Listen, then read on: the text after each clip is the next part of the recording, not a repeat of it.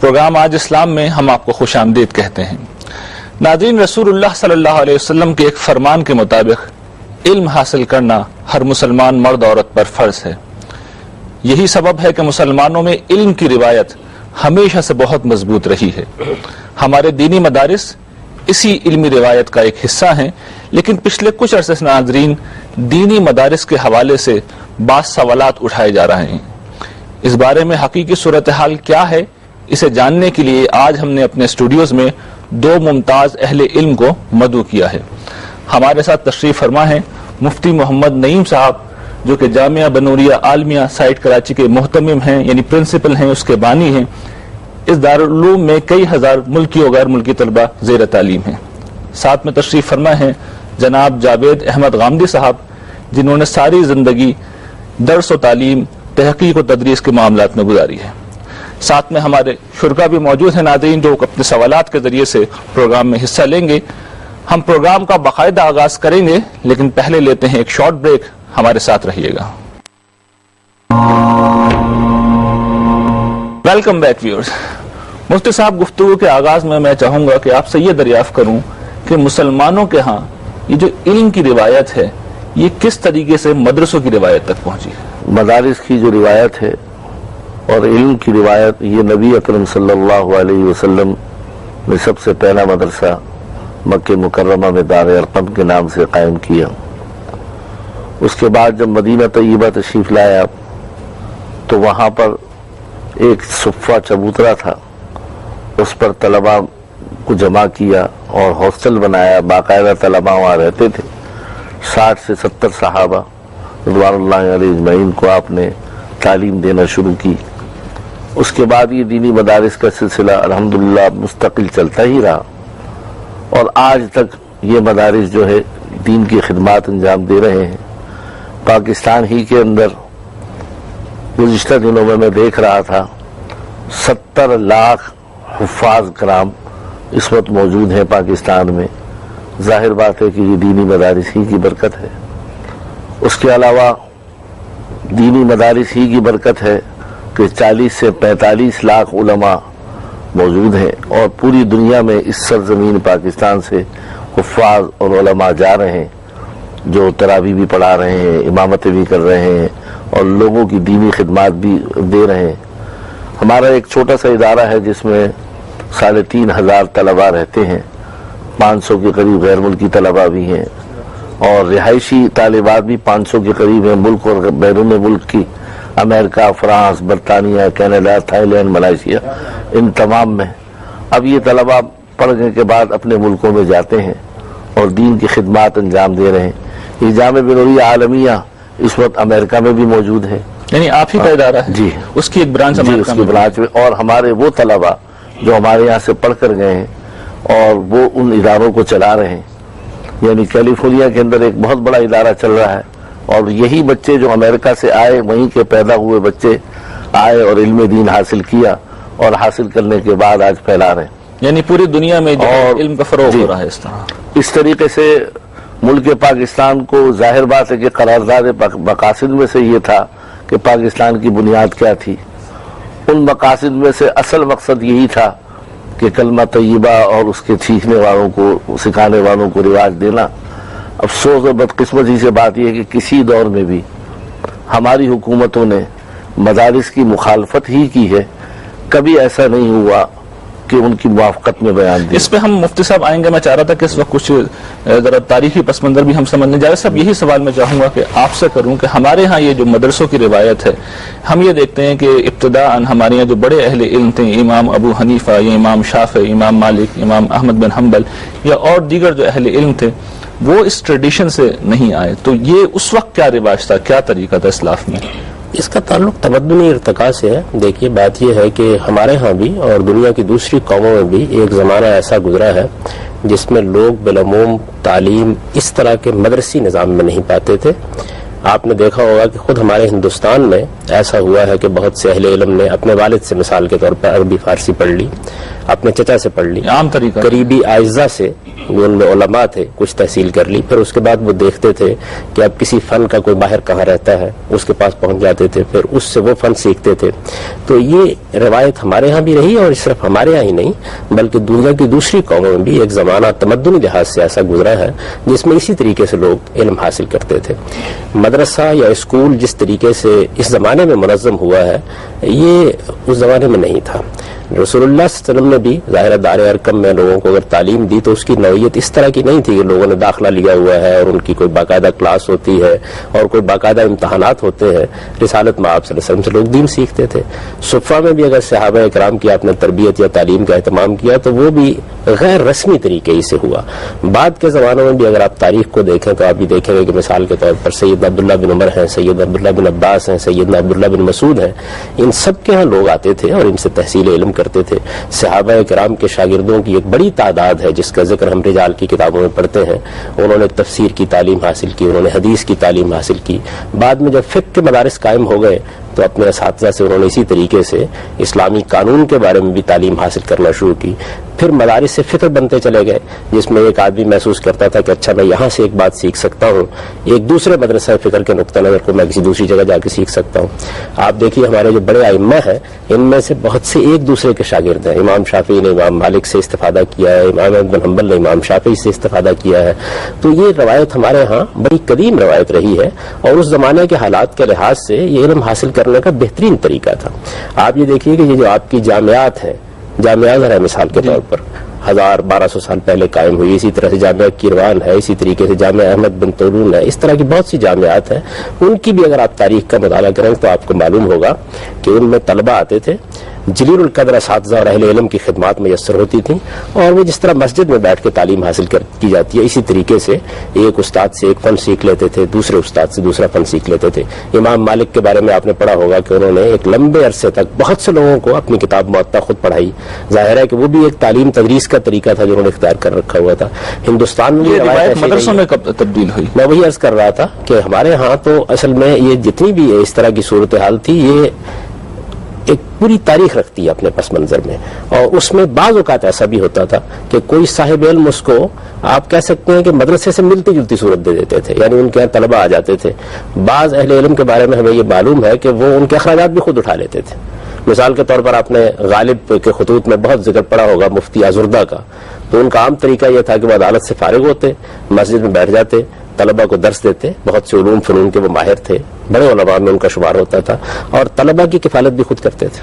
اچھا پھر کچھ آداب بھی بالکل مختلف تھے. ہے تو یہ لطیفے کی بات لیکن بڑا دلچسپ واقعہ آپ نے شاید سنا ہو, مولانا فیض الحسن سہارنپوری کا نام سنا ہوگا. عربی ادب کے ہندوستان میں جو بڑے علماء پیدا کیے ہیں ان میں ان کا شمار ہوتا ہے. ان کا ایک بڑا دلچسپ واقعہ ہے. آپ کے علم میں ہوگا کہ لاہور میں ایک بڑی درسگاہ قائم ہوئی اورینٹل کالج کے نام سے. یہ مشرقی علوم کی درسگاہ تھی. ڈاکٹر لائٹنر نے اس کو قائم کیا تھا. تو انہوں نے مولانا فیض الحسن سہارنپوری سے درخواست کی کہ وہ یہاں آ کے عربی ادب کی تعلیم دیں. تو مولانا نے ان کو ایک خط لکھا, وہ خط چھپا ہوا ہے. اس میں انہوں نے کہا کہ دیکھیے ہماری روایت تو یہ ہے کہ آپ کے ہاں تعین ہوتی ہے وقت کی کہ فلاں وقت میں پڑھایا جائے گا. ہم اس کے قائل نہیں ہیں. ہمارا دل چاہے گا پڑھا دیں گے, دل چاہے گا نہیں پڑھائیں گے. آپ کے یہاں وقت کی تحدید بھی ہوتی ہے, پون گھنٹے کا پیریڈ ہے, 1 گھنٹے کا پیریڈ ہے. ہم اس کو بھی قبول کرنے کے لیے تیار نہیں ہیں. اس کی وجہ یہ ہے کہ ہم پڑھانا شروع کریں گے, ہو سکتا ہے 10 منٹ کے بعد طبیعت ابا کریں, پڑھانا بند کر دیں. تو ہم اس پابندی کو قبول نہیں کر سکتے. آپ کیا گھنٹہ بچتا ہے, ہم اس کو استاد کی توہین سمجھتے ہیں. اس کی پابندی بھی ہم قبول کرنے کے لیے تیار نہیں ہوں گے. آپ کیا میز کرسی ہوتی ہے, اس پر استاد بیٹھتا ہے.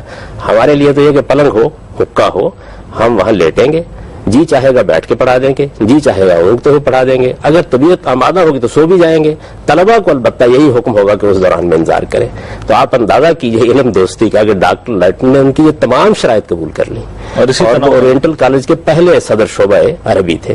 تو اس طریقے سے ہمارے ہاں لوگ تحصیل علوم بھی کرتے تھے. شبلی کا بڑا مشہور واقعہ ہے, وہ خود مولانا فیض الحسن سہارنپوری کے شاگرد ہیں. جب وہ عربی ادب پڑھنے کے لیے ان کے پاس گئے، یہ آپ کے علم میں رہنا چاہیے کہ شبلی بھی ان کے شاگرد ہیں، سر سید بھی ان کے شاگرد ہیں. مولانا حمید الدین فراہی نے بھی عربی ادب انہیں سے پڑھا ہے. اور مجھے بھی ایک لحاظ سے بالواسطہ سعادت حاصل ہے کہ میرے استاد ڈاکٹر صوفی ضیاء الحق صاحب، جن سے میں نے مقامات حمدانی اور بعض ادب کی کتابیں پڑھی، وہ اصل میں اسی خانوادے سے تعلق رکھتے تھے. مولانا فیض الحسن سہارنپوری کے ایک بڑے شاگرد تھے مولانا اصغر علی روحی، وہ ڈاکٹر صوفی ضیاء الحق صاحب کے والد تھے. تو ان بزرگوں کی اس طرح کی روایات تھیں، اس زمانے میں ان کو قبول کیا گیا اور پھر اس کے لحاظ سے لوگ تعلیم بھی دیتے تھے. تو انگریز جب یہاں آئے تو انہوں نے آ کے یہ جدید اسکول کا نظام پیدا کیا. مغلوں کے زمانے میں بھی کچھ مدارس وجود میں آ چکے تھے. آپ دیکھیے یہ ہماری جو مساجد ہیں پرانی، ان میں بھی آپ دیکھیں گے کہ بہت سے حجرے بنے ہوئے ہوتے ہیں. لیکن یہ کہ اس کے انگریزوں کے زمانے میں آنے کے بعد، لیکن یہ جو موجودہ آپ کو نظام نظر آتا ہے یہ بہت بعد میں اس طرح بنا ہے. یعنی اس کا یہ مطلب نہیں ہے کہ پہلے کوئی مدرسے نہیں ہوتے تھے، مدرسوں کی نوعیت بالکل جدا ہوتی. مفتی صاحب میں چاہوں گا کہ اس نوعیت کے لحاظ سے لوگ اپنے اپنے علوم میں بڑے ماہر ہوتے تھے. یعنی یہ مسئلہ نہیں ہے کہ مدرسوں نے بہت اعلیٰ لوگ پیدا کر دیے اور اس زمانے میں نہیں ہوتے تھے، وہ بھی ایک طریقہ تھا. میرے ایک سوال کا ایک پس منظر تھا جو پس منظر میں چاہتا ہوں مفتی صاحب کے سامنے رکھ دوں. ہمارے ہاں اس وقت یہ بات کہی جاتی ہے کہ جو شخص مدرسے سے فارغ ہے عالم صرف وہی ہے، اور جو شخص مدرسے سے فارغ نہیں ہے، مثال کے طور پر بہت بڑا نام ہے ہمارے ہاں، بعض جو لوگ بڑا انہوں نے غیر معمولی کام کیا ہے وہ مدرسے سے فارغ نہیں تھے. تو یہ کیا آپ کی اس بارے میں کیا رائے ہے؟ آپ سے میں سوال کروں جی شاہ، کہ اگر کوئی شخص ڈاکٹر بننا چاہے اور کسی کے پاس انفرادی طور پر جا کر کہے کہ مجھے ڈاکٹر بنا دو اور وہ ان سے ساری کتابیں پڑھ لے، تو کیا اس کو ڈگری مل جائے گی؟ کیا اس کو یہ حق ہوگا کہ وہ علاج کرے، لوگوں کا معالجہ کرے اور آپریشن کرے؟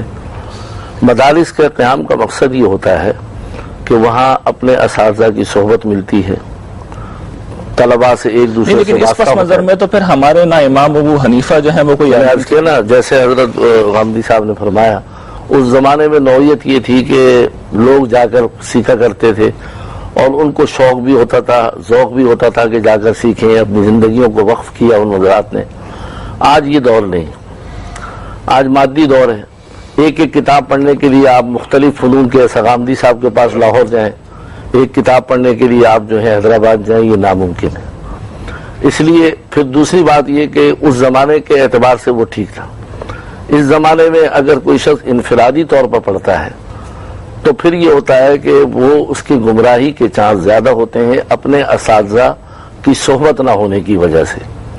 جیسا کہ ہاسپٹل کے نہیں، لیکن مسئلہ آپ کی بات بالکل بجا سرا کو بات یہ ہے کہ ٹھیک ہے، اس میں مسئلہ یہ ہے کہ ایک شخص اگر اپنے آپ کو ثابت بھی کر دے کہ وہ علم کی، یعنی اصل چیز معیار جو ہے وہ علم کے ساتھ جب تک عملی زندگی اپنے اساتذہ کی نہیں دیکھے گا اس وقت تک وہ علم جو ہے اس کے اندر وہ بات پیدا نہیں ہوگی جو ہونی چاہیے.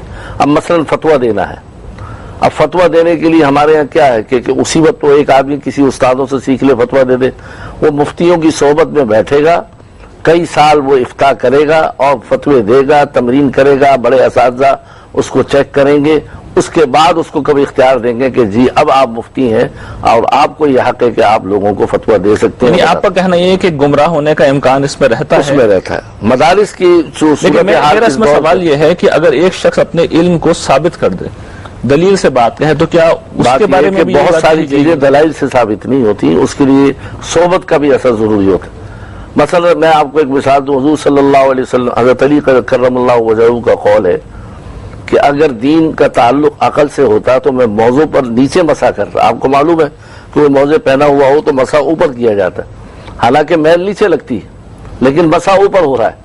اس کی وجہ یہ ہے کہ ساری چیزیں دلائل اور عقل سے ثابت نہیں، کہ ساری چیزیں دلائل اور عقل سے ثابت نہیں کی جا سکتی. دلائل اور عقلی چیزوں کے اعتبار سے تو بہت سے گمراہ لوگ ایسے پیدا ہوئے ہیں کہ آپ اندازہ نہیں کر سکتے کہ وہ دلائل میں کتنا آگے. امام راضی رحمۃ اللہ علیہ جیسے بڑے آدمی جو ہے وہ دلائل دینے کے شیطان ان کے پاس آیا، دلائل دے کر ان کو گمراہ کرنے لگا. تو بات یہ ہے کہ ہمارے یہاں سارا مدار اس بات پر ہے کہ جب تک وہ اپنے علماء اور اکابر کی صحبت اختیار نہیں کرے گا علم کے ساتھ، اچھا اس میں میرا سوال اجازت نہیں دیں گے کہ وہ عالم. یہ بات آپ کی واضح ہو گئی. اب اس میں میرا سوال یہ کہ ایک شخص اگر باقاعدہ مدرسے کا فیض یافتہ ہے، علماء کی صحبت میں بیٹھا ہے، پھر وہ کوئی ایسی بات کہتا ہے مثال کے طور پر وہ جو بالکل گمراہی کی بات ہے، تو اس کا فیصلہ کس بنیاد پہ ہوگا؟ ظاہر بات ہے کہ اگر کوئی مدارس سے نکلنے کے بعد اپنے ذاتی طور پر فیصلہ دیتا ہے تو علماء اس کے بارے میں کہہ دیتے ہیں کہ بھائی یہ بھٹک گیا. بھٹکنے کے راستے تو ہر جگہ ہیں. مطلب وہ سارے وہ معیارات تو پورے کر رہے ہیں نا, جو معیارات پورے کرنے کے بعد بھٹکنے کی چانس تو ہے نا, اس میں تو آپ انکار نہیں کر سکتے. بھٹکنے کا فیصلہ تو پھر ونس اگین قرآن سے, حدیث سے, وہ تو علماء اور قرآن اور حدیث سمجھنے والے کریں گے کہ بھائی یہ اب پٹری سے اتر گیا ہے, لہذا اس کو جو ہے نا اس کی فتویٰ, اس کی چیزوں کا اعتبار رکھیں. یعنی اصل فیصلہ کن حیثیت جو ہے انہی کو, وہ مدارس جو اکابر علماء کی صحبت میں چل رہے ہیں اور وہ مدارس جو اپنے اسلاف کے طریقوں کے مطابق چل رہے ہیں, انہی کی اتباع کرتے ہوئے جو چلتا ہے تو وہ تو ٹھیک ہے. اور اس کے علاوہ چلے گا تو اس میں گمراہی کے چند, یہ نہیں کہ سارے گمراہ ہوں, امکان ہو جائے. جیسا میں چاہتا ہوں یہی سوال آپ کے سامنے رکھوں اور آپ سے اس بارے میں تھوڑی سی آپ تنقید کر لیجئے. اصل میں بات یہ ہے کہ جب آپ ایک باقاعدہ نظام بنا دیتے ہیں تو اس کا مقصود یہی ہوتا ہے کہ ایک قاعدے کی تعلیم ہونے لگ جاتی ہے. تو مدرسے بن گئے, اب ظاہر بات ہے کہ آپ لوگوں سے یہی تقاضا کریں گے کہ وہ باقاعدہ تعلیم حاصل کریں. جیسے مفتی صاحب نے آپ کو مثال دی کہ ایک آدمی ڈاکٹر بننا چاہتا ہے, اگر آپ نے اس کو لائسنس دینا ہے یا اس کو آپ نے پریکٹس کرنے کی اجازت دینی ہے تو کوئی معیار تو بنائیں گے نا اس کا. تو دین کے معاملے میں بھی یہ نہیں ہونا چاہیے کہ عطائی قسم کے لوگ آئیں اور وہ آ کر دین لوگوں کو بتانا شروع کر دیں. یہ اصول میں بات بالکل درست ہے. یہ بات بھی بالکل انہوں نے درست فرمائی کہ علم حاصل کرنے میں استاد کا بڑا کردار ہوتا ہے. آپ گھر میں بیٹھ کے کتاب پڑھ لیتے ہیں, اس سے ضروری نہیں کہ آپ علم میں وہ گہرائی حاصل کر سکیں. آپ کو بڑے اہل علم کی صحبت اٹھانا ہوتی ہے, ان سے سیکھنا ہوتا ہے, ان کی تربیت کے اپنے انداز ہوتے ہیں. میں نے جو بات آپ سے عرض کی تھی وہ یہ تھی کہ ہمارے یہاں دونوں دور رہے اور دونوں میں یہ چیز حاصل ہو جاتی تھی. جب لوگ اکابر علماء کے پاس جا کے علم حاصل کرتے تھے تو ظاہر ہے کہ ان کی صحبت بھی اٹھاتے تھے. مجھے خود شرف حاصل ہے, میرے استاد مولانا امین حسن اصلاحی صاحب 25 سال تک کم و بیش ہماری تربیت کرتے رہے. میں نے اتنا عرصہ ان کے پاس گزارا ہے. ایک بڑا عرصہ مولانا سید ابراللہ صاحب مودودی کے پاس گزارا ہے. مولانا سید ابراللہ صاحب مودودی کی تعلیم کو اگر آپ دیکھیں تو مولانا اشفاق علی خان سے, مولانا عبدالسلام نیازی سے, بڑے جلیل القدر علماء سے انہوں نے پڑھا ہے. تو ایک طریقہ وہ تھا کہ آپ کسی بڑے عالم کے پاس جاتے تھے, آپ ایک فن اس سے حاصل کرتے تھے, اس کے پاس رہتے تھے, اس سے تربیت پاتے تھے, پھر کوئی دوسرا فن کسی دوسرے عالم سے حاصل کر لیتے تھے. یہ بھی وہی طریقہ تھا. یعنی یہ بات کہ آدمی اپنے طور پر کچھ چیزوں کو پڑھ لے اور اس کے بعد دین میں یا کسی دنیا کے علم میں بات کرنا شروع کر دے, یہ تو کسی طرح بھی ٹھیک نہیں ہو سکتا. البتہ طریقے دو ہوں گے. اب جب مدرسوں کا باقاعدہ نظام آپ بناتے ہیں تو اس سے سہولت ہو جاتی ہے. سارے علماء ایک جگہ اکٹھے ہو جاتے ہیں یا مختلف فنون کے ماہرین ایک جگہ اکٹھے ہو جاتے ہیں. کسی قاعدے سے کسی جگہ سے آپ تعلیم شروع کرتے ہیں, قاعدے سے کہیں تعلیم ختم ہوتی ہے, تو یہ بڑی ایک مفید بات ہے. یعنی اس کی نفی نہیں کی جا سکتی. ٹھیک ہے, جیسا یہ باہم راستہ کھلا رہے گا. تو اس کی وجہ یہ ہے کہ اگر آج بھی کوئی آدمی اس طریقے سے اہل علم سے تعلیم پاتا ہے تو پا سکتا ہے. لیکن مشکلات یہ ہے نا کہ جیسے کہ فقہ کے ماہر کہاں ملیں گے ان کو, حدیث کے ماہر کہاں ملیں گے, رجال کے ماہر مدارس کے اندر تمام ایک جگہ جمع مل جائیں گے. یعنی یہ ایک بڑی غیر معمولی سہولت ہے جو مدارس نے. اور ہم نے حقیقتاً یہ بات نوٹ کی ہے کہ جنہوں نے اپنے طور پر علم حاصل کر لیا, کہیں رجال کی بحث سیکھ لی, کہیں چلے گئے کسی سے کچھ سیکھ لیا, تو وہ بہرحال ان کے گمراہی کے چانس بڑھ ہی جاتے. ٹھیک ہے, اصول میں تو یہی بات مانی جائے گی. اصول کے لحاظ سے تو یہی بات ٹھیک ہے کہ باقاعدہ تعلیمی نظام ہونا چاہیے. آپ نے جدید علوم میں بھی ایک باقاعدہ تعلیمی نظام بنایا ہے, حکومت بھی اس کے لحاظ سے فیصلے کرتی ہے. کتنا بڑا کوئی آدمی کسی فن کا ماہر ہو, آپ اسے ملازمت دینے کے لیے تیار نہیں ہوتے جب تک کہ اس نے کوئی باقاعدہ ڈگری. لیکن اصل معیار جو جائے سب بات یہ اصل معیار تو علم ہے. علم ہے اور معیار قرآن اور سنت. علم کے ساتھ ہمارے علم میں صحبت کا بہت بڑا دخل ہے.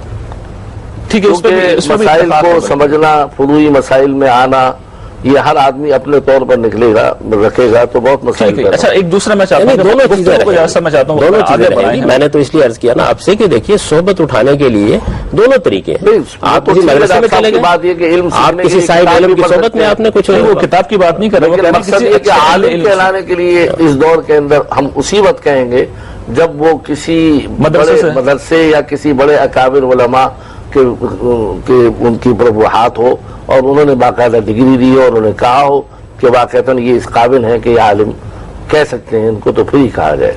ٹھیک ہے, یہ ایک آپ کا نقطہ نظر ہے. دونوں طریقے, اس میں کوئی خاص اختلاف نہیں. میں بھی یہ بات نہیں عرض کر رہا ہوں کہ ایک آدمی اپنے طور پر 4 کتابیں پڑھے تو اس کو حق حاصل ہو جاتا ہے. اور اس دور کے اندر جو مسائل پیدا ہو رہے ہیں اصل میں اس کو اہل علم سے استفادہ کرنا ہے. مسئلہ یہ کہ اصول میں جیسے ہم اس بات کو مانتے ہیں تو امام مالک, امام ابو حنیفہ ہماری اس ٹریڈیشن سے باہر ہو جاتے ہیں. یعنی یہ ان لوگوں میں ایسی بات نہیں ہے, وہ اس روایت کے مطابق پڑھے. اس روایت کے مطابق وہ دور صحیح تھا, لیکن یہ مادی اور فتنے کا دور ہے.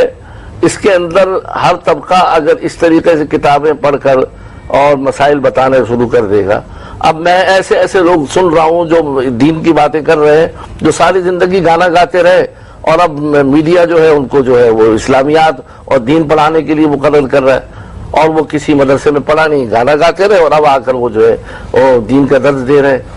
تو یہ ساری خرامیاں پیدا ہو رہی ہیں کہ اگر ہم یعنی آپ کے پیش نظر یہ پہلو ہیں؟ ہمارے پیش نظر یہ کہ اس میں گنجائش رکھنی ہی اس دور میں غلط ہے۔ اچھا ٹھیک ہے، ایسے گفتگو کو میں چاہتا ہوں ذرا سا ہم آگے بڑھائیں، بات آگے کرتے ہیں۔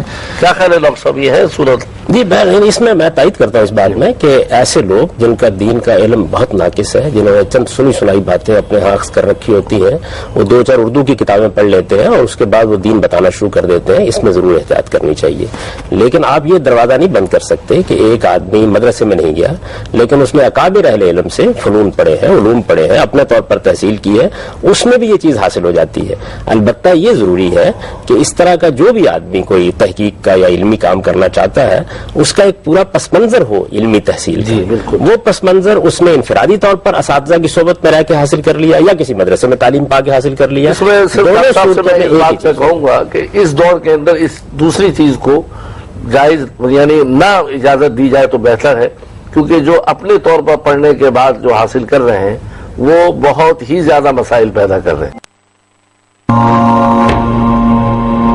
ایک بڑا مسئلہ جو دینی مدارس کے حوالے سے سامنے آتا ہے وہ یہ کہ جو شخص دینی مدارس میں چلا گیا، اب وہ اگر حنفی گیا ہے تو حنفی ہی باہر نکلے گا، وہ شافعی گیا ہے تو شافعی باہر نکلے گا، وہ بریلوی گیا ہے تو بریلوی باہر نکلے گا، اور اگر دیوبندی گیا ہے تو دیوبندی باہر نکلے گا۔ یہ جو پس منظر ہے مدارس کا، اس کے بارے میں آپ کی کیا رائے ہے؟ ہمارے اس جامعہ کے اندر 85 طلبہ شافعی المسلک ہیں۔ یہ بات جو آپ نے کہی ہے سارے مدارس کے بارے میں ٹھیک ہے؟ سارے مدارس کے بارے میں، یعنی وہاں سارے مدارس میں چاروں فقہ پڑھائے جاتے ہیں، چاروں فقہ پڑھائے جاتے ہیں، اور طلبہ کو بار بار کہا جاتا ہے کہ آپ اپنے مسلک کو نہ چھوڑیں، آپ جس مسلک میں ہیں شافعی ہیں تو آپ شافعی ہیں۔ ہم طلبہ کو تائید کرتے ہیں، اس لیے ہمارے ہاں دارالافتاء کے اندر چونکہ لیکن یہ جو بات آپ نے فرمائی ہے کہ شافعی ہیں تو شافعی رہیں، یہ تو پھر وہی بات ہے۔ مقصد کہنے کا یہ کہ آپ اپنا مسلک تبدیل نہ کریں، ٹھیک ہے ہم اپنے مسلک کو حنفی مسلک کو راجح سمجھتے ہیں، لیکن اس کا یہ مطلب نہیں کہ ہم آپ کا مسلک چھڑانے کے لیے آپ کو دینی مدارس قائم کی، آپ کو چاروں مسلک بتا دیے گئے، آپ کا دل جہاں ٹھکے اس کو اختیار کریں۔ اب ہمارے یہاں دارالافتاء ہے، وہاں پر 1-2 مفتی بیٹھتے ہیں شافعی مسلک بتانے کے لیے، طلبہ بھی شافعی ہیں۔ پاکستان کے اندر اگرچہ حنفی زیادہ ہیں لیکن شافعی مسلک کے لوگ بھی ہیں، ان کو بھی مسائل پوچھنے ہوتے ہیں، تو ان کے لیے ہم نے شافعی اساتذہ بھی بٹھائے ہوئے جو شافعی مسلک بتائیں گے۔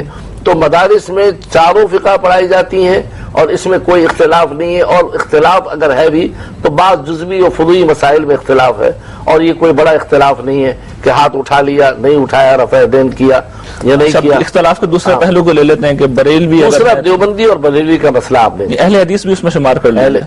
جی اہل حدیث جو ہے وہ تو چاروں ائمہ سے مطلب کسی کی تقلید لیکن ہے تو دینی مدارس ان کے بھی ہوتے ہیں، بات تو یہ دیوبندی بریلوی اہل حدیث مسائل جو ہیں ہمارے ہاں جو اصل بڑے ادارے ہیں ان مسائل پر بالکل بحث نہیں کرتے۔ اب جامع بنوریہ ہے ایک بات کر رہا ہوں، یا بنوری ٹاؤن ہے، یا دوسرے ادارے ہیں، وہاں پر خالص تعلیم دینی تعلیم دی جاتی ہے، اور یہ فروعی اختلاف دیوبندی بریلوی قطعاً نہیں چھیڑے جاتے، اور اس پر کوئی بات نہیں۔ ہاں البتہ اتنا ضرور ہے چونکہ ہمارا سلسلہ علماء دیوبند سے جا کے ملتا ہے تو طالب علم خود سمجھ لیتا ہے کہ یہ مدرسہ مسلک دیوبند کے علماء کا ہے، لیکن وہاں پر ہم مدرسے کے اندر یہ نہیں ہے کہ جی اگر اس نے صلاۃ السلام نہیں پڑھا یا پڑھ لیا تو یہ کافر ہو گیا، اس میں ایک بات اس طرح کی کوئی بات کرنا نہیں چاہتا ہوں۔ ہوتی۔ اس وقت ہمارے یہاں بہت سے بریلوی مسلک کے طلبہ اور مختلف سیاسی جماعتوں کی تنظیموں کے طلبہ بھی پڑھ رہے ہیں، تو وہ کوئی بات نہیں۔ اس میں جو میرا سوال ہے وہ یہ کہ مدرسوں میں جو ہوتا ہے وہ تو ظاہر بات ہے آپ بہتر جانتے ہیں، لیکن مدرسوں کا آؤٹ پٹ جب مارکیٹ میں آتا ہے، سوسائٹی میں آتا ہے، تو اس وقت پتہ یہ چلتا ہے کہ وہ بریلوی تھے تو بریلوی ہیں، اور دیوبندی تھے تو دیوبندی ہیں، وہابی تھے تو وہابی تھے۔ اس میں جو اصل خرابی کی وجہ مدارس نہیں ہوا یہ ہے کہ میں آپ نے عرض کروں کہ بعض وہ لوگ ہیں جنہوں نے پورا علم حاصل نہیں کیا، یا مدرسوں میں 6 مہینے یا 1 سال رہے اور کیسٹوں میں تقریریں یاد کر لیں۔ اب کراچی کے اندر 70-80% مساجد کے اندر وہ خطباء ہیں، وہ امام ہیں کہ جو مستقل عالم نہیں ہیں، جنہوں نے 1 سال اور 2 سال پڑھا اور کوئی کیسٹیں سن لی، اور سننے کے بعد ان کے اندر ایک ذہن بنا لیا، اور اس کے مطابق چونکہ ان کے پاس علم تو ہے نہیں کہ جس پر وہ بات کر سکیں، تو پوری مسجد والوں کو اسی پر لگا کے رکھا کہ جی اس نے یہ نہیں پڑھا تو یہ کافر ہو گیا. لیکن پھر یہ کہ ان کے خلاف اگر گورنمنٹ کوئی اسٹیپ لیتی اب آپ چاہیے کہ مدارس کی طرف سے یہ بات آتی ہے کہ بھئی یہ علماء اکرام کو جو ہے نشانہ بنایا جا رہا ہے, یہ تو پھر آپ لوگوں کی طرف سے بات آنی چاہیے کہ انہیں کوئی سرٹیفکیٹ ملے نہیں. وہ ہم بار بار کہہ چکے ہیں کہ مساجد میں جو ائمہ کا تقرر ہے, اب آپ ایک ہاسپٹل کھولتے ہیں اس میں تقرر کا معیار ہے کہ ڈاکٹر ہو, اس کی ڈگری ہو, لیکن مساجد کے اندر آپ چلے گئے, آپ سروے کر لیں, زیادہ تر جس نے ٹوپی پہن لی, پگڑی باندھ لی, داڑھی بڑی رکھ لی اور تقریر اچھی کرنے لگا, چند کیسے یہ معیار ہے, وہ معیار ہے. اور پھر دوسری بات, مسجدوں کے اندر جو تقرر کرنے والے کمیٹیاں ہیں ان میں تمام وہ لوگ ہیں جو جاہل ہیں. ٹھیک ہے, مفتی صاحب کم از کم اس کے لیے حکومت کو چاہیے کہ کوئی قانون بنائے. میں کہتا ہوں فرقہ واریت جو ہے یہ حکومت خود کرواتی ہے. اگر یہ چاہے کہ علماء کونسل ہو, چلو ایک بریلوی مسلک کے علماء کی ہو, ایک دیوبندی مسلک کے علماء کی ہو, تاکہ مساجد کے اندر وہ کونسل تقرر کرے تو معلوم ہو کہ صحیح ہے. میں یہ چاہتا ہوں اس موقع پہ جاوید صاحب کی رائے لوں. جاوید صاحب 2-4 باتیں اس وقت ابھی ہوئی ہیں, تو اس بارے میں آپ کی کیا رائے ہے؟ یہ ٹھیک ہے آبزرویشن لوگوں کا یا غلط ہے؟ دیکھیے اس میں بھی 2 پہلو ہیں. ایک تو یہ کہ جیسے مولانا نے بتایا بہت سے مدارس میں اب یہ چیز ہونے لگ گئی ہے کہ وہاں آپ ساری فقہیں پڑھا دیتے ہیں, لیکن یہ اب ہونے لگا ہے. اس سے پہلے یہ طریقہ نہیں رہا. اس سے پہلے تو حنفی مدارس میں حنفی فقہ پڑھائی جاتی تھی اور امام شافعی کے اوپر تو عام طور پر تنقید ہی ہوتی تھی, یعنی ان کے نقطہ نظر کو مقابل میں رکھ کر یہ بتایا جاتا ہے. پہلے بھی ہندوستان کے سہارنپور اور دیوبند کے جتنے مدارس ہیں آپ اس کی تحقیق کریں, وہاں چاروں مسلک پڑھائے جاتے ہیں. اور بلکہ میں آپ کو بتاؤں, حضرت مولانا شیخ الحدیث مولانا زکریا صاحب نے جو شرح لکھی ہے اوجز المسالک شرح موطأ مالک, وہ امام مالک کی کتاب کی شرح لکھی. تو ہے حنفی عالم, شرح کر رہے ہیں مالک کی کتاب کی. میں اپنی بات مکمل کر لوں تو میں یہ گزارش کر رہا تھا کہ یہ بالکل ٹھیک ہے. میں نے تو خود تائید کی اس بات کی کہ مولانا کے ہاں بھی اب بعض مدارس میں اس کا اہتمام ہونے لگا ہے, لیکن اس سے پہلے ہمارے ہاں یہ اہتمام اس درجے میں نہیں ہوتا تھا کہ تمام فقہا کو باقاعدہ طریقے سے پڑھایا جائے, ان کے اصول بتائے جائیں, یہ بتایا جائے کہ وہ کس طریقے سے دین پہ غور کرتے ہیں. تقابل میں بعض چیزیں زیر بحث آ جاتی تھیں اور ہمارے جو بڑے اکابر علماء تھے وہ اپنے طریقے پر ظاہر ہے کہ ان مسالک کے اوپر ایک نظر بھی ڈال لیتے تھے. تو اس معاملے میں ترقی ہوئی ہے, بہتری بھی ہوئی ہے, اصلاح بھی ہوئی ہے. بہت سے مدارس اب میں جانتا ہوں ایسے قائم ہو گئے ہیں کہ جس میں ایسی کتابیں لوگ پڑھا رہے ہیں جن میں ساری فقہوں کے اوپر ایک نظر ہو جاتی ہے.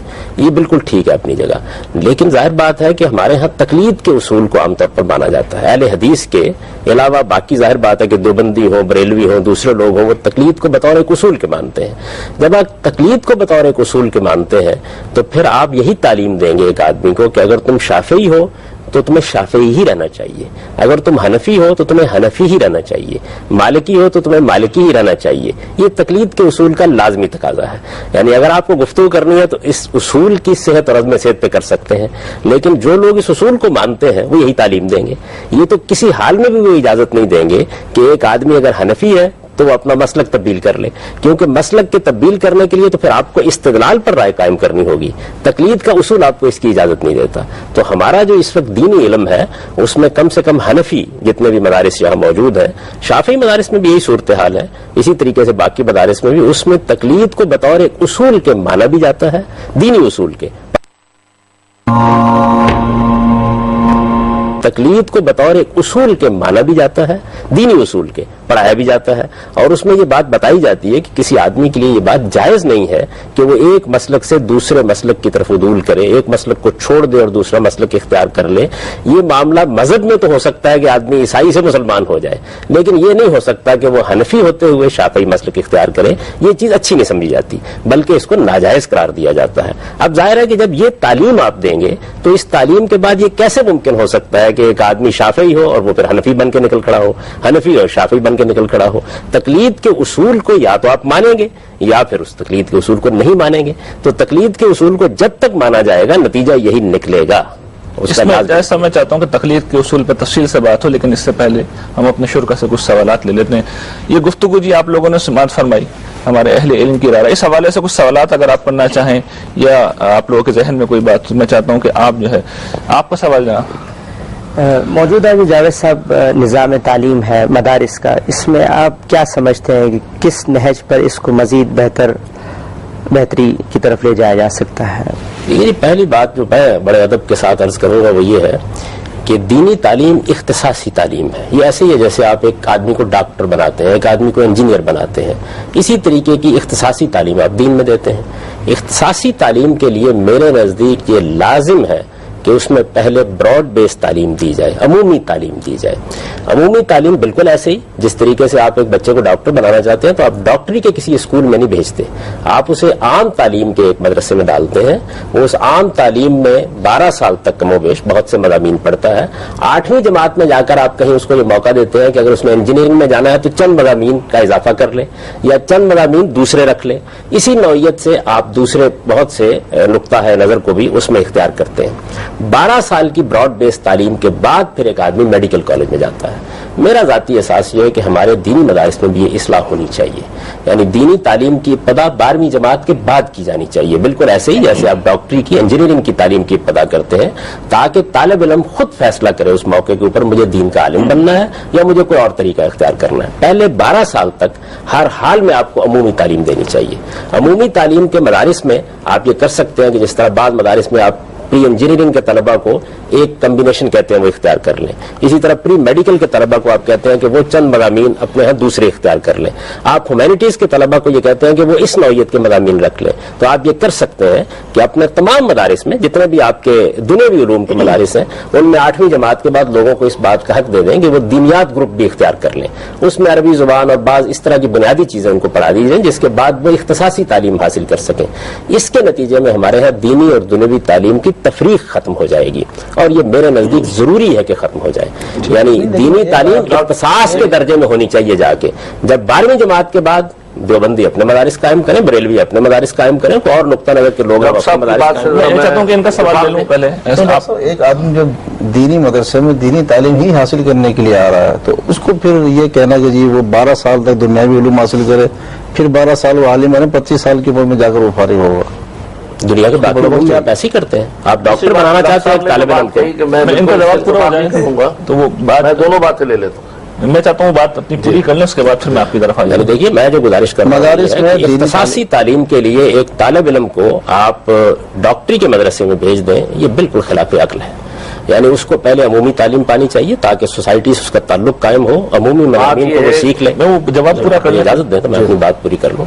وہ پہلے ان چیزوں کو سیکھ لے جن سے اس کا سوسائٹی سے ایک تعلق پیدا ہوتا ہے, پھر اس کے بعد آپ اس کو انتخاب کا موقع دیں 8ویں جماعت میں جا کے کہ اب وہ اپنا راستہ متعین کرے. ہو سکتا ہے کہ قدرت نے اس کو عالم بننے کے لیے نہ پیدا کیا ہو, ممکن ہے کہ اس کو خدا نے مصور بننے کے لیے پیدا کیا ہو, شاعر بننے کے لیے پیدا کیا ہو, ادیب بننے کے لیے پیدا کیا ہو, سائنسدان بننے کے لیے پیدا کیا ہو. تو کسی بچے کے بارے میں یہ فیصلہ ہی میرے نزدیک عقلی اور علمی لحاظ سے غلط ہے. اس کو یہ فیصلہ کرنا چاہیے کم سے کم 12 سال کی تعلیم پانے کے بعد, جیسے وہ باقی امور میں فیصلہ کرتا ہے. پہلے اس کو براڈ بیس تعلیم ملنی چاہیے. براڈ بیس تعلیم کا مطلب یہ ہے کہ جو سوسائٹی کے اندر جینے اور اس تک ابلاغ کرنے کی ضرورتیں ہیں وہ اس کی پوری ہو جائے. آپ باقی تمام علوم میں ایسے ہی کرتے ہیں. آپ مجھے بتائیں آپ انجینئرنگ کے لیے کوئی باقاعدہ اسکول قائم کرتے ہیں؟ میں چاہتا ہوں دینی تعلیم اختصاصی تعلیم. مجھے بھی موقع دیں بولنے کا. میں آپ کی ڈاکٹر صاحب نے جو بات کہی ہے کہ پہلے عمومی مدارس, جو طالب علم عمومی مدارس میں 12 سال پڑھے گا, آپ یہ بتائیں کہ اس کا ذہن, آج کل کی جو اسکول کی تعلیم ہے وہاں موسیقی سکھائی جاتی ہے, وہاں پر بچوں کو ماں باپ کو پٹائی کرنا سکھایا جاتا ہے, اساتذہ کی بے ادبی سکھائی جاتی ہے. یعنی ہمارے یا تو عمومی مدارس ایسے ہوں جیسے سعودی عرب ممالک میں جہاں قرآن و حدیث کی تعلیم بھی ہوتی ہے ساتھ میں عمومی تعلیم بھی ہوتی. ہمارے یہاں 2 بن گئے ہیں گروپ, اور بنا دیے گئے ہیں, یہ انگریز نے بنایا. جب یہ بر صغیر میں آئے انہوں نے کہا ایک کا نام رکھا ملا, ایک کا نام رکھا مسٹر. مسٹر کو یہ کہا گیا کہ بھائی اگر تم ملا کے قریب آئے تو تمہیں حکومت بات ہو رہی ہے. میں عرض کر رہا ہوں جب عمومی تعلیم ہمارے یہاں اتنی ناکارہ ہے کہ جس کے پڑھنے کے بعد طالب علم کبھی دین کے قریب نہیں آئے گا, تو ہماری رائے یہ ہے کہ جو طالب علم یا جن کے والدین اگر اپنی اولاد کے لیے فیصلہ کرتے ہیں کہ وہ اولاد دین سیکھے تو ان کو دین سکھایا جائے خالصتاً, اور ساتھ میں عمومی تعلیم بھی جیسے ہمارے جامعہ یا دوسرے جامعہ میں ہو رہی ہے. حساب بھی پڑھایا جاتا ہے, انگریزی بھی پڑھائی جاتی ہے, کمپیوٹر بھی سکھایا جاتا ہے. لیکن عمومی مدارس میں اگر آپ ایک بچے کو بھیج دیں گے اور اس کے بعد اس کو یہ توقع رکھیں گے کہ وہ عالم بنے, وہ قطعاً نہیں آئے گا. 12 سال میں جب اس کا ایک ذہن بن جائے گا, اور وہ ذہن بناتے ہی دین کے خلاف. اب میں آپ کو بتاؤں اسکول کے اندر جو دینیات ہے وہ ہے ایک مذاق کا گھنٹہ. وہاں پر دینیات وہ استادوں کو دی جاتی ہے جن کا دین سے کوئی تعلق. گزشتہ دنوں میں مجھے ایک صاحب نے بتایا کہ اسکول میں ایک ماسٹر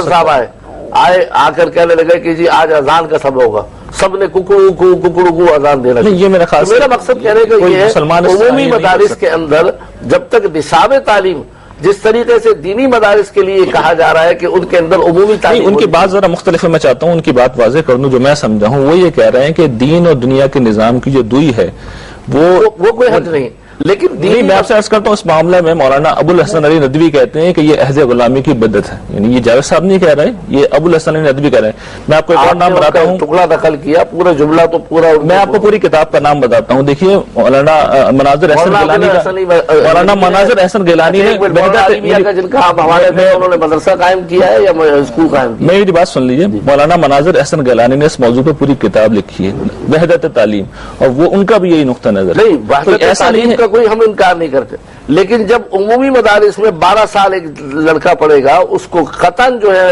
یہ نہیں ہوگا کہ وہ دینی مدارس کے اندر پڑھے, الا یہ کہ کوئی تبلیغی مل جائے, تبلیغی جماعت میں سے وابستہ ہو جائے, یہ دینی حلقوں سے وابستہ ہو جائے تو ایک الگ بات ہے. چونکہ ہمارے ہاں بالکل دو فکر الگ الگ پڑھائے جا رہے ہیں. یا تو یہ ہے کہ ہمارے عمومی اسکولوں کے اندر دینی مزاج کی قرآن, اب آپ بتائیں کہ ایک طالب علم میٹرک پڑھ لیتا ہے, اس کو کیا دینیات کی نازلہ قرآن پاک نہیں پڑھنا آتا. میٹرک کرنے والا طالب علم نازلہ قرآن پاک نہیں جاتا. اب جب وہ 12 سال پڑھ لے گا جس کو نازلہ قرآن پاک نہیں آئے گا وہ کس طرح عالم بنے گا؟ آپ خود بتائیں. آپ اگر یہ بات غلط کہہ رہا ہوں تو آپ پوچھ لیں کہ میٹرک کا طالب علم جو ہے وہ نازلہ قرآن پڑھ سکتا ہے؟ میں آپ سے ایک سوال کر رہا ہوں, اجازت ہے مجھے میں اس کے بارے میں اپنا نقطہ نظر عرض کر دوں. دیکھیے میں یہ گزارش کر رہا ہوں کہ ایک چیز ہے کہ ہماری عمومی تعلیم کے نقائص کیا ہیں, وہ اپنی جگہ دور کرنے کی چیز ہے, لیکن صحیح اصول کیا ہے؟ صحیح اصول کیا یہ ہے کہ ہمارے ہاں مذہبی اور غیر مذہبی تعلیم کی تفریق قائم رہنی چاہیے. صحیح اصول یہ ہے کہ ہمارے ہاں ایک ہی نظام ہونا چاہیے تعلیم, نہ اردو اور انگریزی میڈیم کی تفریق قائم رہنی چاہیے, نہ مذہبی اور غیر مذہبی کی تفریق قائم رہنی چاہیے. یہ تفریق کیسے ختم ہوگی؟ یہ تفریق اس طرح ختم ہوگی کہ 12ویں جماعت تک آپ کی عمومی تعلیم لڑکے کو اس قابل بنا دے کہ اگر وہ عالم بھی بننا چاہے تو آگے جا سکے. کیسے بنے گا؟ بالکل اسی طریقے سے جس طریقے سے آپ سائنس کے لیے, جس طریقے سے ہیومینٹیز کے لیے آپ الگ الگ گروپ بناتے ہیں. میں نے اس کی مثال دی آپ کو کہ آپ طالب علم کو ایک جگہ سے شروع کریں گے, 8ویں جماعت کے بعد آپ کہتے ہیں یہ ہیومینٹیز گروپ میں چلا جائے, آپ کہتے ہیں یہ سائنس گروپ میں چلا جائے, آپ کہتے ہیں یہ پری انجینئرنگ میں چلا جائے, آپ کہتے ہیں یہ پری میڈیکل میں چلا جائے. ایسے ہی طالب علم کو اس بات کے انتخاب کا موقع دیجئے, وہ دینیات گروپ کو اختیار کر لے. وہ اسی اسکول کے اندر دینیات کی چیزیں پڑھے گا, عربی زبان پڑھے گا, وہ بنیادی چیزیں پڑھے گا جس کے لیے ایک عالم بننے کے لیے اس کو آگے کچھ مضامین رکھنے ہیں. 12ویں جماعت کے بعد آپ اختصاصی تعلیم کے مدرسے قائم کریں. اب رہ گئی یہ بات کہ اس نوعیت کا ہمارا عمومی تعلیم کا نظام ابھی نہیں ہے, یہ بالکل ٹھیک ہے. تو علماء کو کیا کرنا چاہیے؟ انہیں یہ کرنا چاہیے کہ وہ ایسی درسگاہیں قائم کریں جنہوں میں پہلے 12 سال کی عمومی تعلیم کے الگ نظام میں طلبہ کو پڑھایا جائے, اپنے اہتمام میں قائم کریں. ایسے مدرسے میں آپ کو یعنی دنیاوی تعلیم کے مدرسے ایسے بتا سکتا ہوں جن کے اندر بہت اچھا ماحول ہے, جن کے اندر بڑی عمدہ دینی تربیت دی جاتی ہے. ایسا نہیں ہے کہ اب سارے مدارس, دنیوی علوم کے مدارس کی بات کر رہا ہوں, ایسے اسکول سب حکومت قائم کرتی ہے, پرائیویٹ سیکٹر کو بھی اجازت ہے اس بات کی. تو میرے نزدیک ایسے کرنا چاہیے کہ آپ 12 سال کی تعلیم کے ابتدائی مدرسے قائم کریں, ان مدارس کے اندر عمومی تعلیم سے ابتدا کریں, ان کے اندر اسی طریقے سے آہستہ آہستہ طالب علم کو اس جگہ پر لے جائیں کہ وہ FFSC کرنے کے بعد اگر یہ فیصلہ کرے, گزارش اگر میں اپنی بات مکمل کر لوں تو میں یہ گزارش کر رہا ہوں کہ اس عمومی تعلیم کے بعد 12 سال کے بعد طالب علم اس قابل ہو کہ اگر اس یہ فیصلہ کرے کہ میرے والدین نے مجھے جس رخ پہ ڈالا تھا میں اس کے بجائے کوئی اور رخ اختیار کرنا چاہتا ہوں, تو اسے اس کا حق باقی رہے, تاکہ وہی لوگ دین کے عالم بنے جو اپنے فیصلے سے, اپنی رائے سے, سوچ سمجھ کر دین کے عالم بننا چاہتے ہیں. پھر اختصاصی تعلیم کے لیے آپ ادارے قائم کیجئے, 4 سال 5 سال 6 سال پھر بہت کافی ہوں گے. آپ ماسٹر کرا دیتے ہیں نا 6 سال کے اندر, بس کافی ہے. میرے نزدیک عمومی تعلیم کا مطلب یہ ہے کہ تعلیم میں وحدت پیدا ہو. انجینئر بننے والا طالب علم بھی اسی جگہ سے تعلیم شروع کرے, عالم بننے والا طالب علم بھی وہیں سے تعلیم شروع کرے, ڈاکٹر بننے والا طالب علم بھی وہیں سے تعلیم شروع کرے. ایک نظام تعلیم میں لوگ پڑھیں, اور جو قاعدہ ہے, میں نے ابھی آپ کو مثال دی کہ ہم یہ نہیں کرتے کہ سب طلبہ کو ہم انجینئر اور ڈاکٹر بناتے ہیں, ایسا نہیں کرتے. عمومی تعلیم سے شروع کرتے ہیں, 8ویں جماعت کے بعد انتخاب کا ایک حق دیتے ہیں. FA-FSC تک وہ تعلیم پانے کے بعد پھر میڈیکل کالج میں جاتا ہے. تو جس جگہ پر وہ میڈیکل کالج میں جاتا ہے اس جگہ پر اصل میں اس کو دینی تعلیم کی درسگاہ میں جانا چاہیے. عمومی تعلیم میں خرابیاں ہیں، بسم اللہ، بڑی اچھی بات ہے، آپ عمومی تعلیم کے اچھے ادارے خود قائم کر دیجیے. یہ جو جائز صاحب نے بات کہی کہ مدارس کے اندر یہ تمام چیزیں اب قائم ہو چکی ہیں. یعنی اب ہمارے یہاں عمومی تعلیم مدارس میں دی جاتی ہے، لیکن اس ماحول میں دی جاتی ہے کہ جہاں بچہ دینداری کے ماحول میں رہے. نہیں، لیکن اس کے ساتھ آپ کا پیرلل نظام بھی موجود ہے. اگر ہم بچوں کو عمومی تعلیم کے لیے عمومی مدارس میں بھیج دیں تو میں یقین سے کہتا ہوں کہ ہمارے بچے کبھی بھی دین نہیں سیکھیں. اس کی وجہ یہ ہے وہاں کا ماحول یہ ہے کہ وہاں پر بچوں کو موسیقی سکھائی جائے، وہاں کا ماحول یہ ہے کہ وہاں کرکٹ لازمی ہو، وہاں کھیل تفریح لازمی ہو، وہاں نمازوں کے اوقات نہ دیے جائیں اور اساتذہ دین کا مذاق اڑائیں. یہ عمومی تعلیم کی ڈاکٹر صاحب اس وقت بات کریں جس وقت نصاب تعلیم عمومی تعلیم کا ایسا ہو کہ جس کے اندر کچھ دین بھی ہو اور دنیا کے تعلیم اور جو مدارس. لیکن اس میں جو ایک بنیادی سوال پیدا ہوتا ہے سوسائٹی میں، لیکن موجودہ عمومی تعلیم کے بعد اگر آپ یہ چاہیں گے کہ 12 سال کے بعد طالب علم عالم بننے کے لیے آئے، وہ علماء کا مخالف تو پیدا ہوگا، موافق کبھی پیدا نہیں ہوگا. دینی مدارس میں جو نصاب پڑھایا جاتا ہے تو کیا آپ یہ محسوس کرتے ہیں کہ اس نصاب سے گزرنے والا ایک شخص، ہمارے پاس تو دیکھیے جو معاشرے میں لوگ آتے ہیں ہم یہ دیکھتے ہیں کہ اگر ہم کسی بھی مسجد میں پڑھانے والے کو یا کسی عالم کو روک کے اس سے قرآن کی کوئی بات سمجھنا چاہیں تو قرآن کی آیات کا اکثر اسے فہم بھی نہیں معلوم ہوتا. اسے حدیث کا حوالہ دیں وہ بہت اطمینان کے ساتھ جو ہے غلط حدیث جو ہے وہ کوٹ کر دیتا ہے. یعنی پھر اس سے چلیے یہ تو ایک بعض علماء اپنے ٹیلنٹ کی بنیاد پہ ایسا نہیں کرتے، لیکن یہ 100% ہے کہ کارل مارکس نے کیا کہا ہے، میک گل نے کیا کہا ہے، فرائڈ نے کیا کہا ہے، ایڈلر نے کیا کہا ہے، ایڈم اسمتھ نے کیا کہا ہے. یہ لوگ جو اس وقت دنیا پہ حکمران ہیں فکری طور پہ اس نے ان کا نام بھی نہیں سنے ہوتے. تو دنیا کے تعلیم کے چلیے اپنے نقائص ہیں، لیکن آپ کے مدرسے کا ایک عالم دنیا سے بالکل ناواقف ہوتا ہے، یعنی اسے پتہ ہی نہیں ہوتا وہ کس دنیا میں کھڑا ہے. جب وہ لوگوں سے کلام کرتا ہے تو سوسائٹی لگتا ہے کہ سوسائٹی کے کان بند ہیں، وہ نہیں سن سکتی، وہ اپنی بات سمجھا نہیں سکتا. میرا خیال یہ کہ سب سے اس میں آپ نے کبھی مدارس میں گئے نہیں، ایک بات تو یہ نہیں. جن لوگوں کے نام لیے ہیں کیا آپ کے نام سے واقف کرایا جاتا ہے؟ اماموں کے نام لیے میں پہلے بتا چکا ہوں، مساجد کے امام 70% وہ ہیں جو غیر عالم ہیں. صرف ٹوپی اور داڑھی رکھنے والوں کو ہم نے علماء سمجھ لیا ہے. ان کا تقرر کس بنیاد پر ہوا کوئی فیصلہ کرنے والا نہیں ہے. فیصلہ کرنے والی وہ کمیٹیاں وہ تقرر کرتی ہیں جو مسجد میں سب سے زیادہ پیسے دیتے ہیں، مالی مدد کرتے ہیں، وہ کمیٹی کے چیئرمین بنے ہوئے. جو آدمی تاجر ہوگا اچھا میں وہاں پہ غلط لوگ ہیں، لیکن یہ مجھے بتائیے باقی ہمارا نصاب تعلیم اتنا کافی شافی ہے. نہیں میں آپ سے سوال کر لیتا ہوں. دیکھیے اس وقت دنیا میں فرائڈ حکومت کر رہا ہے اپنے نقطہ نظر کی بنیاد پہ. جس فحاشی کا ہم رونا روتے ہیں اس کو ویسٹ نے جسٹیفائی کر دیا. میں جاننا چاہتا ہوں کہ فرائڈ کے متعلق آپ کے کیا خیالات ہیں؟ بات یہ ہے کہ جب نصاب تعلیم جو ہمارا مرتب کیا ہے، میں آپ سے پوچھتا ہوں، ایک سوال کرتا ہوں. ایک آدمی ڈاکٹر ہوں، آپ اس سے انجینئرنگ کے سوال کر سکتے ہیں؟ نہیں، میں اس لیے کہہ رہا ہوں کہ دیکھیے ہم فحاشی کا رونا رو رہے ہیں، ہم عریانی کا رونا رو رہے ہیں، ہمارا میڈیا اس سے متاثر ہے. جس شخص نے اس کو فروغ دیا ہے اس کے فکر سے ہمیں واقفیت نہیں، ہم اس کا کیا مدارس جس بنیاد پر قائم کیے گئے ہیں وہ بنیاد ہے قرآن و حدیث کو سمجھنا. ہم بات کر رہے ہیں کہ دیکھیے ابھی آپ جو بات کر رہے تھے نا کہ دنیا کے نظام تعلیم کی، میں چاہتا ہوں کہ اس سے پہلے میں کچھ کہوں، اگلا سوال کروں. جائز صاحب آپ کی اس ڈسکشن کے بارے میں رائے لے لیں پھر بات ہم آگے بڑھا. بات ہے کہ اس میں بہت سی چیزیں زیر بحث آگے. پہلی چیز جو ہے وہ یہ ہے کہ تعلیم میں وحدت ہونی چاہیے. اس وقت تعلیم میں، دنیاوی تعلیم میں یا ہماری عمومی تعلیم میں کیا خرابی ہے وہ ایک الگ موضوع ہے، لیکن تعلیم میں وحدت ہونی چاہیے، یہ ایک اصولی بات ہے. تعلیم ایک جگہ سے شروع ہونی چاہیے اور تمام شعبوں کے لوگوں کو اسی عمومی تعلیم کے بعد اختصاصی تعلیم کی طرف، اسپیشلائزیشن کی طرف جانا چاہیے. یہ اصولی بات ہے. جب تک آپ یہ معاملہ نہیں کریں گے اس وقت تک آپ کے معاشرے میں دوئی اور تفریق ختم نہیں ہوگی.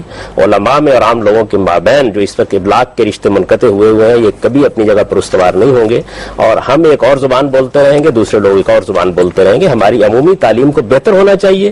اس میں کیا خامی ہے وہ ایک الگ موضوع ہے. آپ اسے موضوع بنائیں گے تو میں بہت سی باتیں عرض کروں گا کہ اس میں کیا اصلاحات کی ضرورت ہے، لیکن یہ اصولی بات. دوسری چیز جو بڑی ضروری ہے وہ یہ ہے کہ جو بھی دینی تعلیم کا آپ نظام بنائیں، وہ دیوبندی حضرات بنائیں، وہ بریلوی حضرات بنائیں، وہ حنفی بنائیں، وہ شافعی بنائیں، اس میں قرآن مجید کو محور اور مرکز ہونا چاہیے. قرآن مجید دین میں یہی حیثیت رکھتا ہے. اللہ تعالیٰ نے اس کو میزان اور فرقان قرار دیا ہے. چنانچہ اس کو اسی حیثیت سے پڑھایا جانا چاہیے. تعلیم میں روح کی طرح اس کو اترا ہوا ہونا چاہیے. پورے قرآن مجید کے اوپر لوگوں کی ایک نظر ہو, وہ جانے کہ اس کتاب پر کیا کام ہوا ہے, مختلف اہل علم میں کیا آراء دی ہیں. دین کے عالم کی حیثیت سے ان کا قرآن مجید کا علم بہت گہرا, بہت وسیع اور مرکز اور محور مان کر قرآن کو باقی علوم کی تعلیم ان کو دینی چاہیے. تیسری جو چیز ہے وہ یہ ہے کہ دینی علوم کی درسگاہوں میں اس بات کا اہتمام کرنا چاہیے کہ ایک طالب علم آزادی فکر کے ساتھ چیزوں کو دیکھ سکے. جس طرح میں نے پہلے عرض کیا کہ جب تک آپ تقلید کے اصول کو ایک عالم کے لیے بھی لازم رکھیں گے, عام آدمی کے لیے تو مجبوری ہوتی ہے, ظاہر ہے اس نے کسی صاحب علم کی بات ماننی ہے اور وہ اس سے مسئلہ پوچھ کر یا بات معلوم کر کے اس پر عمل کرتا ہے, لیکن ایک عالم کو بھی اس اصول کا آپ پابند کر دیں, یہ بات ہماری سمجھ میں نہیں آتی. ایک عالم کے لیے یہ ہے کہ وہ دین کو جس طرح کے استدلال سے سمجھا جانا چاہیے سمجھے, اور جب آپ استدلال سے سمجھنے کا راستہ اس کے لیے کھولیں گے اس کے بعد آپ توقع کر سکتے ہیں, جس کا آپ نے پہلے سوال اٹھایا تھا کہ ایک آدمی ہو سکتا ہے کہ وہ پیدائش کے لحاظ سے حنفی ہو لیکن وہ امام شافعی کے استدلال کو زیادہ قوی سمجھے, وہ امام مالک کے استدلال کو زیادہ قوی سمجھے. یہ تبھی ہوگا جب دینی مدارس میں بھی یہ فضا پیدا کی جائے گی, دینی علوم کی درسگاہوں میں بھی. میں تو یہ کہتا ہوں کہ اتنے عمدہ طریقے سے ان تمام چیزوں کی تعلیم دینی چاہیے کہ ایک طالب علم واقعی سمجھ لے کہ مسائل کیا تھے, اختلافات کیسے پیدا ہوئے, مختلف مکاتب فکر کیسے بنتے ہیں, ان کی آراء کیا ہیں, اور اس کے بعد آزادی کے ساتھ وہ جس نقطہ نظر کو چاہے بعد میں اختیار کرے, وہ حنفی ہے تو شافعی ہو جائے, شافعی ہے تو مالکی ہو جائے, مالکی ہے تو حنبلی ہو جائے. اگر اس معاملے میں مزید کوئی اختلاف کرنا چاہتا ہے تو وہ بھی کر لے, تاکہ ہمارے ہاں اس درجے کے اسکالر پیدا ہوں جو پہلے اس امت کا ترہ امتیاز رہے. امام غزالی کی طرح کے لوگ, امام رازی کی طرح کے لوگ, زمخشری کی طرح کے لوگ, ابو حنیفہ, شافعی, مالک احمد بن حنبل کی طرح کے لوگ, ابن تیمیہ اور ابن قیم کی طرح کے لوگ, وہ جلیل القدر لوگ پیدا ہوں. جو آخری بات میں آپ سے عرض کرنا چاہتا ہوں یہ کہ ہمارے دینی مدارس میں ایک بڑی غلطی یہ ہے کہ اس میں ابھی تک فلسفے, منطق اور بعض دوسرے جدید علوم کی تعلیم قدیم طریقے سے دی جاتی ہے. دنیا میں یہ علوم کہیں سے کہیں پہنچ گئے. اصل میں آپ نے اسی کی جانب اشارہ کیا ہے, اور یہ آپ دیکھیں گے کہ جب تک ان علوم کے بارے میں یہ نہیں ہے مسئلہ کہ ایک آدمی ڈاکٹر ہے تو اس کو انجینئرنگ کو بھی جاننا چاہیے, نہیں, دین کے عالم کا معاملہ بالکل الگ ہے. دین کے عالم کو ان علوم کو ضرور جاننا چاہیے جو علوم دین کے ساتھ براہ راست متعلق ہو جاتے ہیں. مثال کے طور پر فلسفہ ہے, نفسیات ہے, معیشت ہے, منطق کی بعض چیزیں ہیں. یہ وہ چیزیں ہیں کہ جن کا اثر پڑتا ہے سوسائٹی کے اندر. ان کے ماہرین دین پر اعتراض کر رہے ہوتے ہیں, ان کو علم ہونا چاہیے. ہمارے پرانے دینی مدارس کے نصاب میں صرف قرآن حدیث ہی نہیں پڑھایا جاتا تھا, اس کے ساتھ اس زمانے کے جدید علوم بھی پڑھائے جاتے تھے.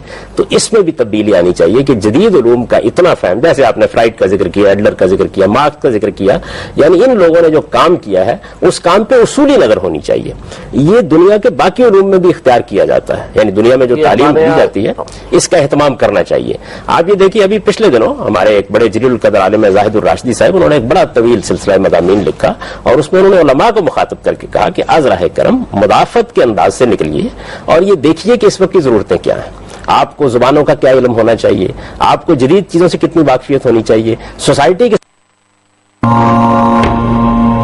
چاہیے, آپ کو جدید چیزوں سے کتنی واقفیت ہونی چاہیے, سوسائٹی کے ساتھ آپ کے بلاک کا رشتہ کیسے قائم ہونا چاہیے. اس وقت صورتحال یہ ہے کہ ہمارے علماء شاید اس بات سے واقف نہیں ہیں کہ مستشرقین نے کیا کیا اعتراضات کر دیے ہیں, ہماری نئی نسلیں کن چیزوں سے واقف ہو رہی ہیں, انٹرنیٹ کے ذرائع نے کیا دروازے ان کے لیے کھول دیے ہیں. ان کے ذہنوں میں ایک جنگل اٹھ چکا ہے اس وقت اعتراضات کا. آپ اس کا جواب اس وقت تک نہیں دے سکتے جب تک کہ ان علوم سے بھی آپ کی واقفیت نہ ہو.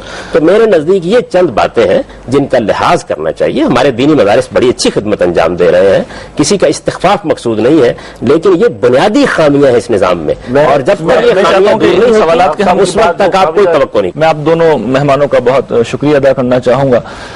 ناظرین, دینی مدارس کے حوالے سے آج ہم نے ایک سلسلہ گفتگو کا آغاز کیا ہے. کئی اہم باتیں ہیں جو آج نکھر کر سامنے آئی ہیں اور بہت سی چیزیں ہیں جو واضح ہو گئی ہیں, لیکن پھر بھی ابھی یہی چیزیں ہیں جن پر ہمیں گفتگو کرنا ہوگی. پروگرام کا وقت اب ختم ہو رہا ہے. انشاءاللہ اگلے ہفتے ہم اسی موضوع پر بات کرنے کے لیے اسی پینل کے ساتھ حاضر ہوں گے. اب اپنے میزبان ریحان احمد یوسفی اور آج اسلام کی ٹیم کو اجازت دیجیے. اللہ نگہبان. بڑی قدیم روایت رہی ہے اور اس زمانے کے حالات کے لحاظ سے یہ علم حاصل کرنے کا بہترین طریقہ ہے. آپ یہ دیکھیں گے جو آپ کی جامعات ہیں, جامعات ہے مثال کے طور پر 1200 سال پہلے قائم ہوئی, اسی طرح جامعہ کیروان ہے, اسی طریقے سے جامعہ احمد بن طولون ہے, اس طرح کی بہت سی جامعات ہیں. ان کی بھی اگر آپ تاریخ کا مطالعہ کریں تو آپ کو معلوم ہوگا کہ ان میں طلبہ آتے تھے, جلیل القدر اساتذہ اور اہل علم کی خدمات میں